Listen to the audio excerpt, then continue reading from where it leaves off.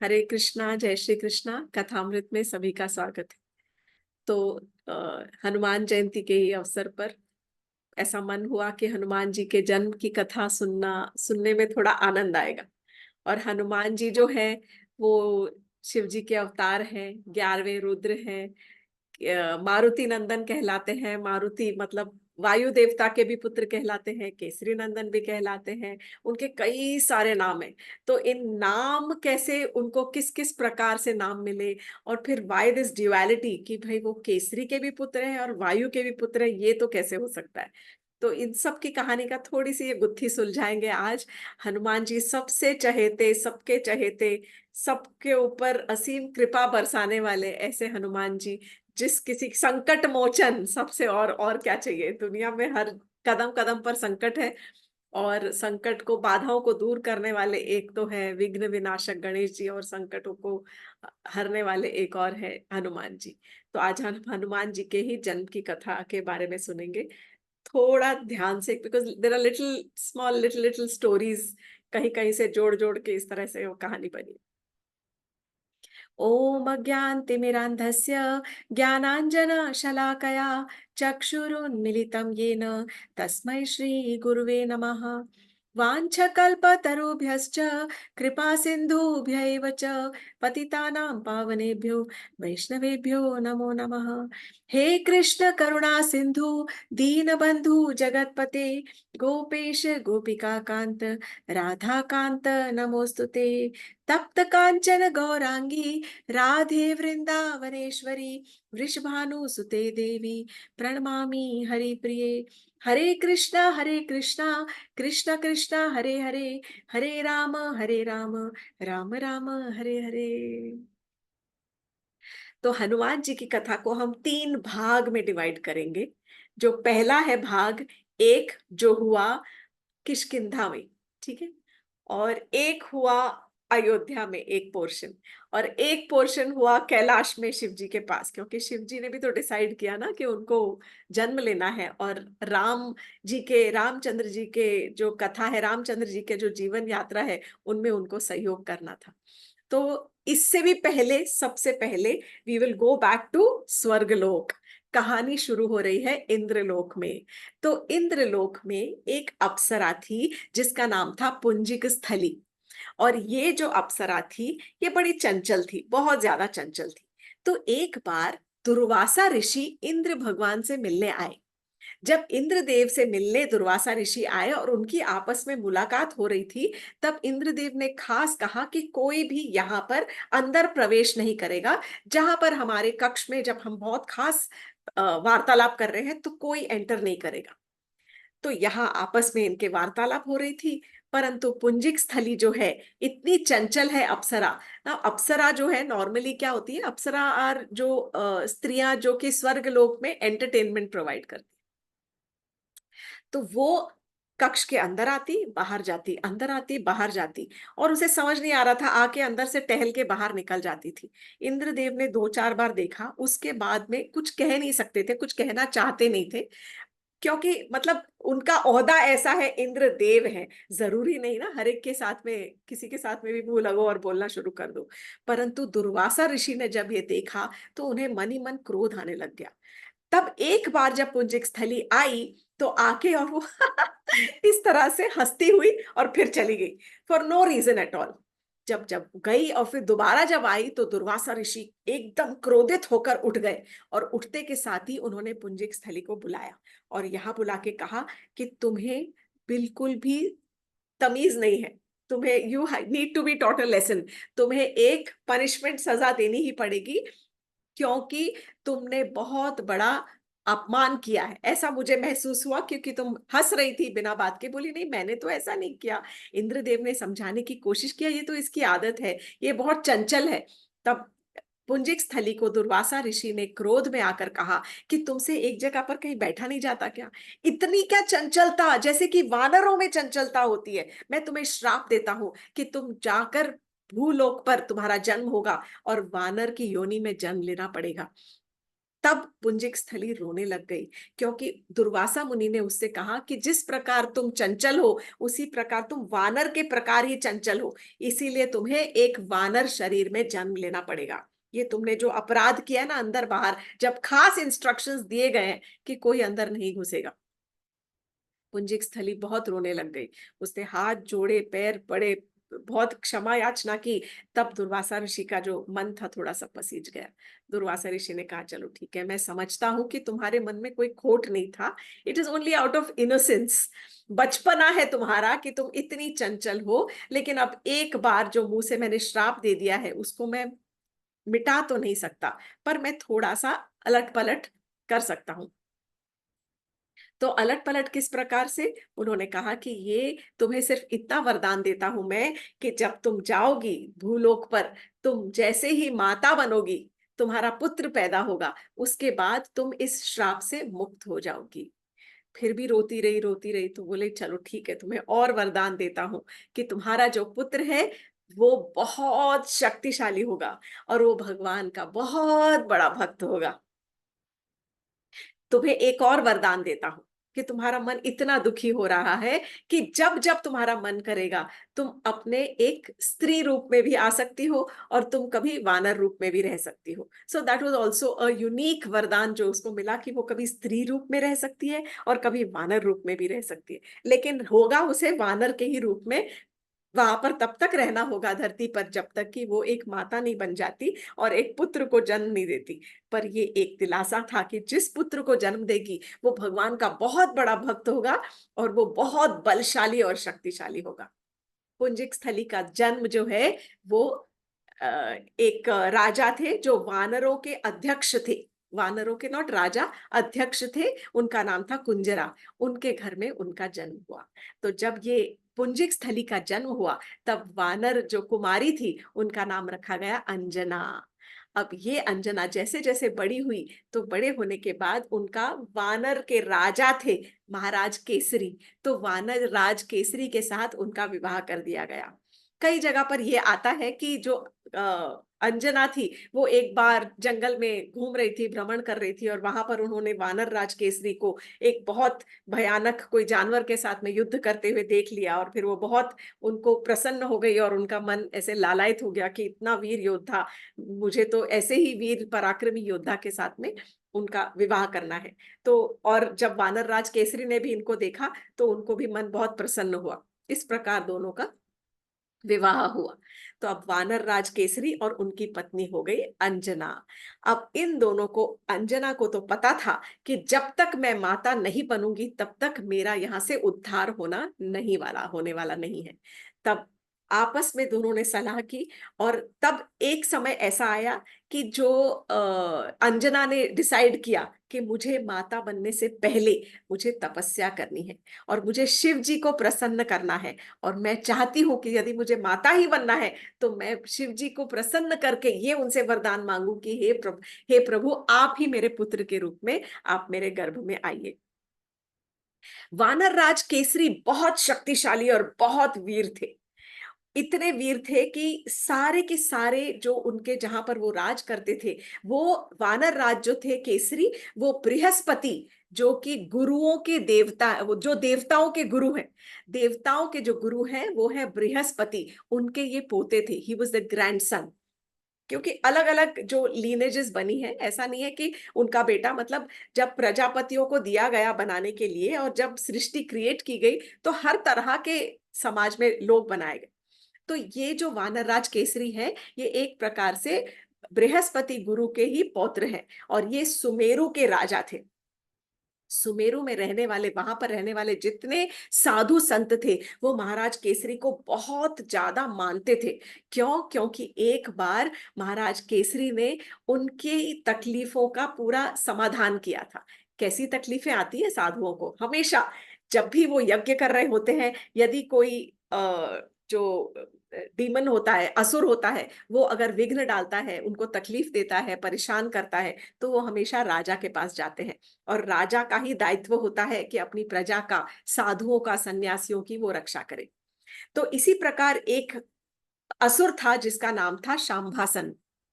थोड़ा अलग अलग नाम एक दो जगह पे दिया हुआ है, शांभ साधना, शांभ साधन, शांभासन, इस तरह से नाम थोड़ा इधर उधर विकृत हुआ है या एग्जैक्टली तो जो शांभासन जो असुर थे, असुर था, उससे बहुत ज्यादा वहां के जो लोकल जो साधु थे वो बहुत ज्यादा पीड़ित थे। परंतु केसरी जो थे, महाराज केसरी, उन्होंने बहुत ही आसानी से उस राक्षस का युद्ध करके उस राक्षस का वध कर दिया था। और इस प्रकार सारे के सारे जो ऋषि थे वो बहुत प्रसन्न हुए, और प्रसन्नता में उन्होंने महाराज केसरी को वरदान दिया था और उनसे कहा था कि महाराज, हम आपके बहुत प्रसन्न हैं, हम आपको वरदान देते हैं कि आपके यहाँ जब पुत्र होगा तो वो पुत्र बहुत बलशाली और बहुत शक्तिशाली होगा। तो और तब उन्होंने महाराज केसरी को एक शिव मंत्र दिया था और कहा था कि आप इस शिव मंत्र से शिव जी की आराधना कीजिए और शिव जी की तपस्या कीजिए, तो शिव जी प्रसन्न होके आपको उतना ही बलशाली, जिस तरह से हमने आपको वरदान दिया है, एक शक्तिशाली पुत्र देंगे वो। अब अंजना माता जो है वो भी तपस्या कर रही हैं, और यहाँ पर महाराज केसरी भी शिव जी की आराधना और तपस्या कर रहे हैं, अर्थात शिव मंत्र का नित्य नियम पूर्वक जाप कर रहे हैं। अंजना माता बहुत ज्यादा उनकी भक्ति और उनकी उन्होंने भक्ति से प्रसन्न होकर शिव जी वहां पर प्रकट हुए। तब अंजना ने कहा कि हे प्रभु, मैं चाहती हूं कि आप ही आप मेरे पुत्र के रूप में प्रकट हो। तो शिव जी ने कहा कि तथास्तु, ये जरूर होगा, परंतु अभी थोड़ी और आपको तपस्या करना जरूरी है। तो अंजना माता ने और तपस्या करना शुरू कर दिया। Now this is happening in south India.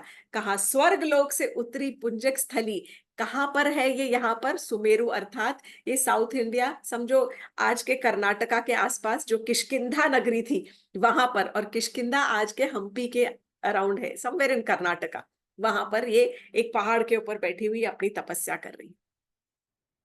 Scene two, shift to scene two, ये साउथ इंडिया में हो रहा है, और अब एक कहानी गढ़ रही है जो कि हो रही है अयोध्या नगरी में।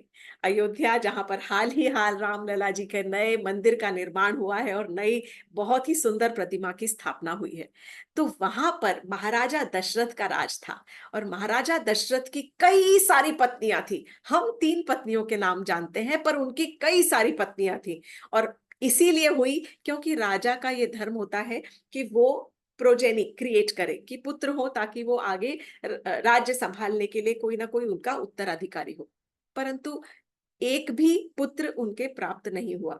उनकी जो 3 प्रधान पत्नियां थी, उनका नाम था कौशल्या, सुमित्रा और कैकेयी। तो एक बार उन्होंने, ये कहानी मैं पहले एक बार सुना चुकी हूँ राम जन्म की, और तब उन्होंने पुत्र की इच्छा से एक पुत्र कामेष्ठी यज्ञ का आयोजन किया। और पुत्र ये कामेष्ठी यज्ञ में उनके जो दामादी थे जो शांता के जो उनकी जो बेटी थी शांता, उनके जो पति थे उनसे ही उन्होंने यज्ञ करवाया था। तो जब वो यज्ञ हुआ, यज्ञ समाप्त होने के बाद यज्ञ पुरुष प्रकट हुए।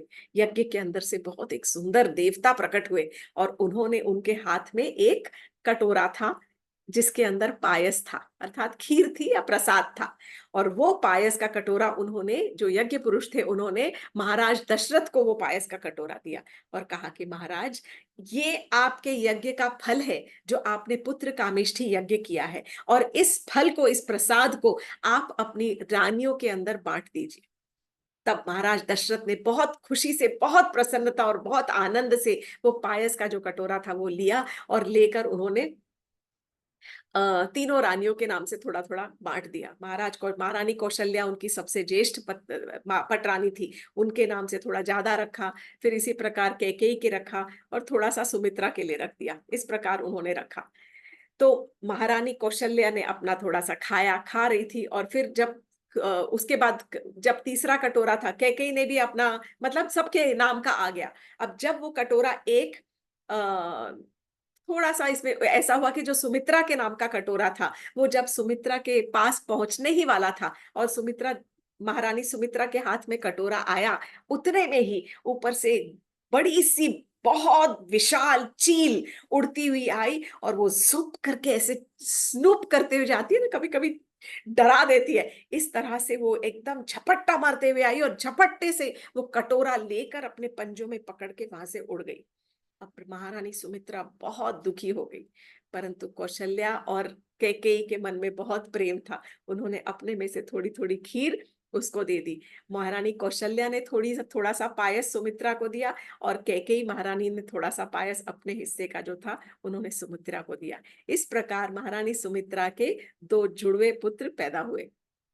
समय आने पर महारानी कौशल्या ने रामचंद्र जी को जन्म दिया, कैकेयी ने भरत को जन्म दिया, और सुमित्रा ने लक्ष्मण और शत्रुघ्न को जन्म दिया। अब ये जो चील थी, इसकी भी एक छोटी सी कहानी है। तो ये जो चील थी, ये भी पिछले जन्म में एक अप्सरा थी जिसका नाम था सुवरचला। ये सुवरचला, इसको भी श्राप मिला था।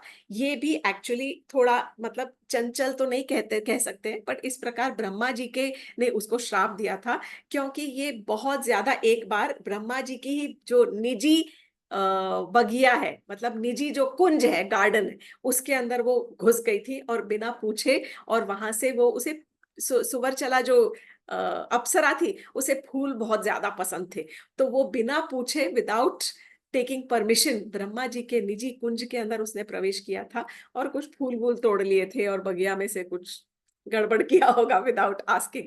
तो ब्रह्मा जी को थोड़ा क्रोध आ गया था, और ब्रह्मा जी ने कहा था कि ये सही नहीं है, तुम्हें चिड़िया बहुत ज्यादा पसंद है, तुम चिड़िया बन के भटकना चाहती हो, तुम बन जाओ, मैं तुम्हें चील ही बना देता हूँ, चिड़ियों का राजा, इतनी बड़ी चील। तो वो रोने लग गई बहुत ज्यादा। तब ब्रह्मा जी ने कहा कि ठीक है, तुम्हारे इस श्राप को भी मैं थोड़ा सा वो कर देता हूं, कि जब रामचंद्र जी का जन्म होने वाला होगा, उससे पहले, क्योंकि भगवान विष्णु तो जन्म लेंगे ही राम के अवतार में, उससे पहले महाराज दशरथ एक पुत्र कामिष्ठी यज्ञ करेंगे। तो जो यज्ञ पुरुष पायस देगा, जो प्रसाद देगा महाराज दशरथ को, उस प्रसाद को यदि तुम स्पर्श भी कर लोगी, तो तुम इस श्राप से मुक्त हो जाओगी। अब सुवरचला जो चील बन गई, वो इतनी रेस्टलेस हो गई थी, इतनी ज्यादा रेस्टलेस हो गई कि उससे रहा नहीं जा रहा था, बहुत ज्यादा इम्पेशेंट। उसने जैसे ही देखा कि सुमित्रा के हाथ में कटोरा एक आया है खीर का, तुरंत से झपट्टा मारते हुए पूरी की पूरा कटोरा उठा कर ले गई। वो चाहती तो जरा सा हाथ लगाती, स्पर्श करती और मुक्त हो जाती। पूरा कटोरा लेकर वो उड़ गई।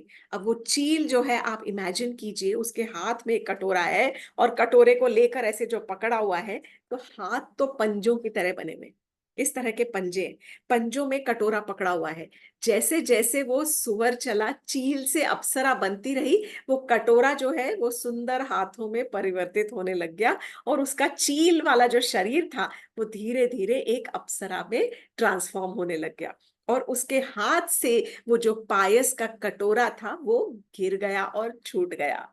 जैसे ही वो छूटा, वायुदेव ने वहां पर एंट्री हुई, वायुदेव की। और एकदम फिल्मी कहानी लग रही होगी, है ना? तो वायुदेव ने एंटर किया, और वो जो पायस का कटोरा था वो उड़ाते हुए ले गए। बिकॉज सी, अयोध्या से उड़ के आ रहा है, और वो गिरने वाला है कहीं पर वायुदेव उसको उड़ा कर लेके आए हैं वहां पर जहां पर अंजना देवी तपस्या कर रही है। और वो खीर का कटोरा जो है, वो अंजना देवी के हाथों में, उनके गोद में गिर गया, जिससे अंजना की एकदम तपस्या भंग हो गई। और उसने वो कटोरा देखा और बहुत प्रसन्न हुई, उसे लगा ये तो मेरे तपस्या का फल मुझे मिल गया है। तब, अब ये जो खीर थी, ये भी बहुत स्पेशल थी। ये वायुदेव क्यों उड़ाकर ले गए, इसकी एक और थर्ड स्टोरी है। वायुदेव क्यों उड़ाकर ले गए, और वायुदेव ने अंजना के पास क्यों डाला, क्योंकि उनको स्पेशल इंस्ट्रक्शंस मिले थे शिव जी से। अब बात हम पहुंचेंगे कैलाश में। This is seen 3। कैलाश पर्वत पर बैठे हुए शिव जी तपस्या में बैठे हैं, और तब पार्वती जी से उन्होंने तपस्या अपनी तोड़ कर कहा कि हे गौरी जी, मुझे अब पता चला है कि जो मेरे सबसे प्रिय इष्ट है, मेरे प्रिय रामचंद्र जी, वो जन्म लेने वाले हैं, और उनके जन्म का समय आ रहा है। और मेरी बहुत तीव्र इच्छा है कि मैं उनके जो रूप में वो अवतार लेने वाले हैं, उनकी इस लीला में मैं उनके साथ एक भाग लूं और उनका सहभागी हूं। तो गौरी जी ने पूछा, अच्छा अब ऐसा क्या हुआ कि वो अवतार लेने वाले हैं? तो तब शिव जी कहते हैं कि वो रावण जो है ना, वो रावण दशानन, उसने इतना आतंक फैला दिया है कि अब भगवान को अवतार लेना ही पड़ेगा। और उस रावण का और उसके सारे जो अनुयायी अनुयायी है, इसने सारे उसके एसोसिएट्स हैं, उनका सबका उनको मारने के लिए, उनका वध करने के लिए भगवान को राम जी के अवतार में आना ही पड़ेगा। पर मेरी बहुत तीव्र इच्छा है कि मैं इस अवतार में उनका एक सहायक बनूं, सेवक बनूं। तो गौरी जी ने कहा, पार्वती जी कहती, ये तो आपके मन की बहुत ही सुंदर इच्छा है, परंतु आप करेंगे कैसे? तब शिव जी ने कहा कि नहीं, मैंने अंजना को वचन दिया है कि मैं उसके पुत्र के रूप में जन्म लूंगा। और मुझे ये पता है, क्योंकि उनको तपस्या से पता था कि रामचंद्र जी सारी वानरों की ही सहायता से युद्ध करेंगे और दशानन को का वध करने वाले हैं। तो इससे बड़ा और मौका क्या हो सकता है यदि मैं अंजना के ही गर्भ से जन्म लूं। तो तब उस समय पार्वती जी ने और एक प्रश्न पूछा कि बोले कि महादेव, मुझे आप ये बताइए कि रावण तो आपका इतना अनन्य भक्त है और आप ही सहायक हो जाएंगे और आप ही उसका वध करवाएंगे, ये तो सही नहीं है ना। वो तो आपकी इतनी उपासना करता है, रावण तो शिव भक्त था। तब शिव जी ने कहा कि आप बिल्कुल सत्य कह रही हैं कि वो शिव जी का उपासक है, वो मेरी आराधना करता है और वो मेरी उपासना करता है, परंतु बहुत घमंड आ गया है उसमें। और उसने मेरे जो 10 रुद्र है, मेरे 11, शिव जी के 11 रुद्र के अवतार हैं, 10 रुद्रों को उसने प्रसन्न किया है, परंतु अब ये जो 11वां रुद्र अवतार होगा वो उनको प्रसन्न नहीं कर पाएगा, वो मुझे इस रूप में पहचान भी नहीं पाएगा। तो इसलिए ये जो 11वें रुद्र के रूप में मैं अवतार लूंगा, यही उनके वध करने में सहायक होगा। पर वो वध नहीं करेगा, मैं थोड़ी वध करूंगा, वध करने वाले तो मेरे प्रभु श्री राम होंगे। मैं तो केवल उनकी इस यात्रा में सिर्फ सहायक बनूंगा, केवल उनकी मदद करूंगा। तो एक्चुअली अगर देखा जाए तो जहां जहां आप देखेंगे कि हनुमान जी को रावण पहचान ही नहीं सका कभी भी कि ये मेरे ही आराध्य शिव जी है। और जब हनुमान जी लंका भी पहुंचे, तब हनुमान जी ने कितनी बार एक दूत बनकर भी गए वहां पर। हनुमान जी जब पकड़े भी गए तभी भी नहीं समझ आया, उन्होंने तो आग लगा दी उनकी पूंछ में। हनुमान जी एक दूत बनकर उन्होंने एक्चुअली अंगद को भेजा था दूत बनकर। पर कई बार जब वो गए हैं हनुमान जी, तब उनका अपमान ही हुआ है, उनका सम्मान कभी नहीं हुआ, उनको पहचान ही नहीं पाया रावण कि ये ही मेरे आराध्य शिव जी हैं, कि मैं उनकी बात को कुछ समझ लूं। सो लॉन्ग स्टोरी शॉर्ट, तब उस समय ये सब समझने के बाद में पार्वती जी ने कहा कि महादेव, ये तो सही नहीं है कि आप अकेले अकेले इस लीला में भाग लोगे, मैं भी इस लीला में भाग लेना चाहती हूँ। तो ऐसा करते हैं कि यदि आप वानर बनोगे तो मैं आपकी पूंछ में प्रवेश कर जाऊंगी, मैं आपके साथ ही रहूंगी, आपका हिस्सा ही रहूंगी, क्योंकि जो पूंछ है वो कहते हैं that is the pride of the monkey. It is something very very special, monkeys are very attached to their tails. तो कई बार आपने देखा होगा, जैसे सिंहासन बनाया, उसके ऊपर जाकर बैठ गए थे हनुमान जी अपने पूंछ के सिंहासन के ऊपर। और जब आग लगाई तब पूंछ से ही आग लगाई। तो कई बार अपनी पूंछ से लोगों को बांधने के लिए यूज किया। तो इस प्रकार हनुमान जी ने अपनी पूंछ की शक्ति को, कई बार उन्होंने उस शक्ति का प्रयोग किया है। और वो शक्ति, वो पार्वती जी की ही शक्ति है, जो पार्वती भी शक्ति स्वरूप है, और वो स्वरूप उनके पूंछ में आई थी। तब उस समय पार्वती जी को उन्होंने तथास्तु कहा और बहुत प्रसन्न हो गए। इस प्रसन्नता में दोनों का, there was a union of Shiv ji and Parvati ji, उनका जो मिलन हुआ, उनके मिलन से एक बहुत ही सुंदर, बहुत स्ट्रॉन्ग, एकदम बलशाली ज्योति जो है प्रकट हुई। और उस ज्योति को उन्होंने वायुदेव को बुलाया और कहा कि ये जो ज्योति है, ये हमारी दोनों शिव और पार्वती की जो ज्योति है, इस ज्योति को आप ले जाकर और अंजना माता के गोद में आपको डालना है। ये आपको किसी तरह से इस जो ज्योति को अंजना के गर्भ में इसका प्रवेश करवाना है। तब जब वायुदेव ने देखा कि ये कटोरा सुवर चला के हाथ से जा रहा है, तुरंत गिर रहा है, तुरंत वायुदेव वहां पर पहुंचे। उन्होंने उस जोत को उस पायस के कटोरे के अंदर, पायस के अंदर डाला, और वो जो कटोरा था सीधा अंजना माता के हाथ में जाकर एकदम सही स्थान पर गिरा। और तब अंजना ने उस प्रसाद को जो पाया है, तो उसके प्रसाद के थ्रू दैट जोत, दैट जो एकदम जो ज्योति थी, बलशाली जो शक्तिशाली ज्योत थी शिव और पार्वती के मिलन की, वो उनके गर्भ के अंदर उसने प्रवेश किया। इधर जो केसरी थे वो भी तपस्या कर रहे थे शिव मंत्र की, और जब वो तपस्या कर रहे थे शिव मंत्र का, तब उन्होंने शिव जी को भी प्रसन्न किया, और शिव जी ने प्रसन्न होकर अपने हाथ से भी एक ज्योत प्रकट की, और उस ज्योत को उन्होंने केसरी के अंदर प्रवेश करवाया। इस प्रकार जब केसरी और अंजना भी जब आपस में आए हैं साथ में, खुश होकर, प्रसन्न कर कर, अपनी तपस्या में सफल होकर जब वो आए हैं, तब दोनों ने बहुत प्रसन्नता में एक दूसरे का आलिंगन किया है। और उस आलिंगन में भी जो केसरी को जो शिवजी से मिली ज्योत थी, वो अंजना माता के अंदर समाई है। So it was like double and triple बल, बहुत ज्यादा बल, क्योंकि इस ज्योत के अंदर केवल बल ही बल था, बहुत ज्यादा असीम अनंत कोटि बल था। There was so much of strength and power. अब जब अंजना माता के गर्भ में ये ज्योति आ गई, तो इस प्रकार कुछ समय बाद अंजना माता ने एक बहुत ही प्यारे से बालक को जन्म दिया, जिसका नाम रखा गया अंजनेय, या फिर उसका नाम रखा गया केसरी नंदन है, अंजनेय थे। अब ये छोटे से अंजनेय जब पैदा हो गए, पैदा होने के बाद अंजनी माता का तो जाने का समय आ गया, क्योंकि उनको तो ये वरदान था कि यदि एक बार वो माता बन गई और उन्होंने जन्म दे दिया है, तो she is free to go back to Indralok, and फिर से वो एक अप्सरा बन सकती थी।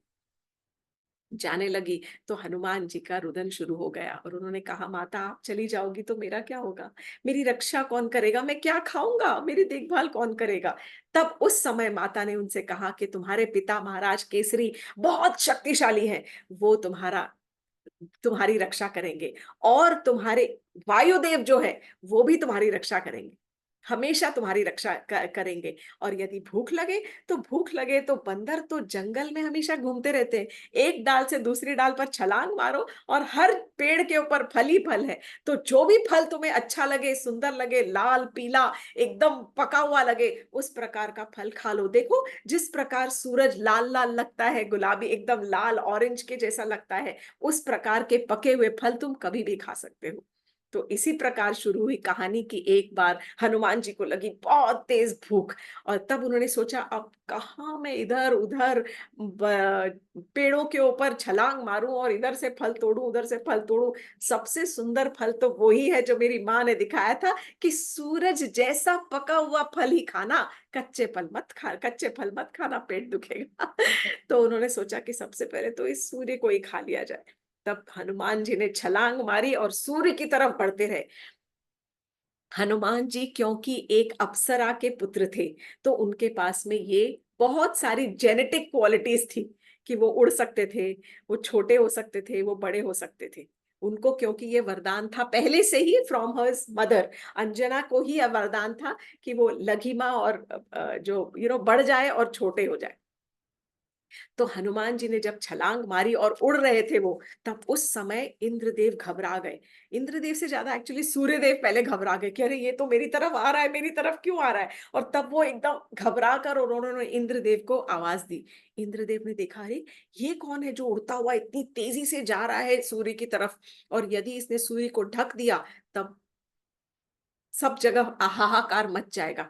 तब इंद्र अपने ऐरावत पर चढ़कर आए, और उन्होंने बीच में ही हनुमान जी को रोका, और रोककर हनुमान जी से कहने की कोशिश की बहुत, कि बेटा क्या करने जा रहे हो। तो हनुमान जी ने कहा, मैं ये फल खाने जा। तब इंद्रदेव ने समझाने की बहुत कोशिश की, ये फल नहीं है, ये तो सूर्यदेव है, बहुत सारे फल मैं तुमको देता हूँ, चलो बहुत सुंदर सुंदर कुंज है यहाँ, बगीचे हैं। तब परंतु हनुमान ने एक नहीं सुनी। तब जब उनको रियलाइज हुआ कि ये तो अपना इतने मतलब डिटर्मिन्ड है कि ये छोड़ने नहीं वाले, जो इनके मन में आए ये ठान के ही ठाना है तो वो करके ही रहेंगे। तब तुरंत इंद्रदेव ने अपना वज्र निकाला, वज्र अर्थात थंडर, लाइटनिंग बोल्ट, उन्होंने वज्र अस्त्र अपना निकाला और तुरंत हनुमान जी की ओर फेंका। तो वो वज्र जो था हनुमान जी नहीं, सॉरी, अंजनेय के हनु के ऊपर जाकर लगा। हनु अर्थात थोड़ी, चिन्ह के ऊपर जाके लगा। और अंजनेय को यहाँ पर जब चोट लगी तो वो बेहोश हो गए। इतने बड़े हो गए थे वो, धीरे धीरे धीरे धीरे छोटे छोटे छोटे होकर और सीधा धरती पे आकर गिर गए। क्योंकि यदि जब वो अगर सूर्य को खा जाते तो सब तरफ हाहाकार मच जाता। थोड़ी एक क्षण भर को भी यदि उन्होंने मुंह में डाल लिया होता, और वो कैपेसिटी है, कैपेबिलिटी है, करते तो पॉसिबल ही नहीं था, अंधकार हो जाता सब। That is life giving, sunlight is very very essential. तो जैसे ही वो गिरे, तुरंत जो वायुदेव है उनका तो क्रोध सातवें आसमान पर था, क्योंकि तो वो तो वायु के भी पुत्र हुए ना, वायु ने तो इतना सहायता की है, तो वायु उनको अपना पुत्र के रूप में मानते थे। इतने क्रोधित हो गए कि वायु ने अपने पुत्र को उठाया और सीधा पाताल लोक में लेकर चले गए।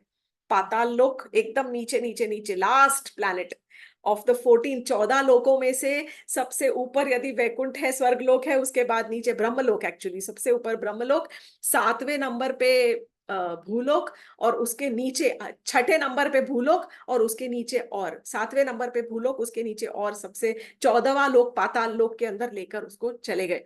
जब पाताल लोक में चले गए तो भूलोक धरती लोक के ऊपर पूरा अगेन सबके प्राण वायु बंद, क्योंकि यदि हवा नहीं है, वायु नहीं है, तो सारे जीव परेशान होने लग गए, जैसे कि सबका दम घुटने लग गया है। तुरंत हाहाकार मचा, सब देवताओं की तरफ खबर पहुंच गई। फिर इंद्रदेव को ब्रह्मा जी ने काजल किया कि अरे व्हाट इज दिस, ये तो सही नहीं किया है आपने। आप इतने छोटे से बच्चे को आपने इतना नुकसान पहुंचा दिया। आपने कभी सोचा नहीं, ये तो छोटा सा बालक है, उसको किसी तरह से बहलाते फुसलाते। आप देखिए अभी वायुदेव को आपने इतना नाराज कर दिया है। तुरंत इंद्रदेव जो थे वो भागते हुए पहुंचे, उन्होंने क्षमा मांगी वायुदेव से। वायुदेव ने कहा बिल्कुल नहीं, मैं तो नहीं बहने वाला। बोले मैं इसको वरदान देता हूँ, मैं इसको फिर से ठीक करता हूँ। तब इंद्रदेव ने हनुमान जी को वरदान दिया, सारे देवता वहां पर प्रकट हो गए। और अलग अलग देवताओं के जो वरदान है वो आपको मैं सिर्फ बता देती हूँ। वहां पर सबसे पहले तो इंद्रदेव ने कहा कि मैं आपको ठीक कर देता हूँ। हनु पर चोट लगी थी तो थोड़ा सा ये मे बी अंदर को चला गया होगा या जो भी, बट अगेन हनुमान, इसलिए उनका नाम पड़ गया हनुमान। और हनुमान के अलावा उनसे कहा कि आप हमेशा सदा सदैव जीवित रहोगे, चिरंजीवी। सारे युग आएंगे जाएंगे, जीव पैदा होंगे और जाएंगे, परंतु आप चिरंजीवी होगे, ये इंद्रदेव ने उनको वरदान दिया है। और ब्रह्मा जी ने भी यही कहा कि आपका जो ये चिरंजीवी वरदान है हमेशा सदा बना रहेगा। तो तब उन्होंने कहा कि मेरे वज्र से आपको चोट पहुंची है, परंतु आज मैं आपको वरदान देता हूं कि आपका शरीर इस वज्र से भी ज्यादा कठोर हो जाएगा। तब से उनका शरीर जो था वज्र से वज्र सा कठोर बन गया, as strong as a thunderbolt. इसलिए उनका नाम पड़ा वज्र अंगी, वज्र अंगी, बजरंगी।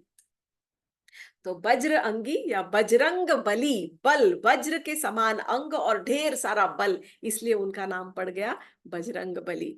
अब उनको धन्वंतरी ने वरदान दिया कि आपके हाथों में स्वास्थ्यकारी शक्ति होगी। आप जिस प्रकार की भी हर एक औषधि को आप यूज कर सकोगे, मतलब आपके हाथ से दी हुई कोई भी औषधि हमेशा काम करेगी। You have healing touch in your hands. सूर्य देवता ने के बाद, तो सूर्य देवता की तो कहानी अलग है, क्योंकि बाद में हनुमान जी ने ही उनके प्रार्थना करके सूर्य देव को अपना गुरु माना है।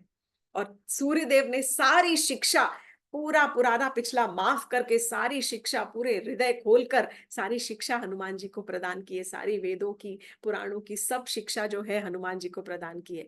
पर शिष्य हो तो हनुमान जी जैसा। क्यों? क्योंकि सूर्य देव ने पहले कहा था कि मैं कैसे आपको शिष्य बना सकता हूँ, मुझे तो मैं तो हमेशा चलता ही रहता हूँ 24 घंटे, मैं घूम रहा हूँ रथ पर, और मेरे पास समय नहीं है। तो शिव जी ने कहा था आप अपनी गति मत रोकिएगा, आप चलते रहिए, मैं उल्टा चलता रहूंगा, पीछे पीछे पीछे पीछे मैं चलूंगा, और आपके सामने हाथ जोड़कर नतमस्तक हमेशा रहूंगा। आप जो कहेंगे वो सब मैं श्रवण करूंगा।